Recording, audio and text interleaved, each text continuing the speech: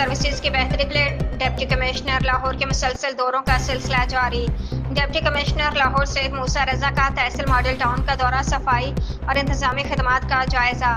اے D C G, chief officer M C L, assistant commissioner اور دیگر متعلقہ افسران بھی ہمراہ۔ Assistant commissioner model town Abdul Basit Siddiqui نے ڈپٹی کمشنر لاہور کو تفصیلی بریفنگ دی۔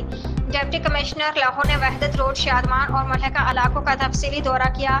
ڈپٹی کمشنر لاہور کی ایل ڈبلیو ایم سی کو صفائی کے انتظامات بہتر بنانے کی ہدایت۔ واسطہ حکام کو فراہمی اور نکاسی آب کے نظام کو ہر صورت فعال رکھنے کی ہدایات جاری۔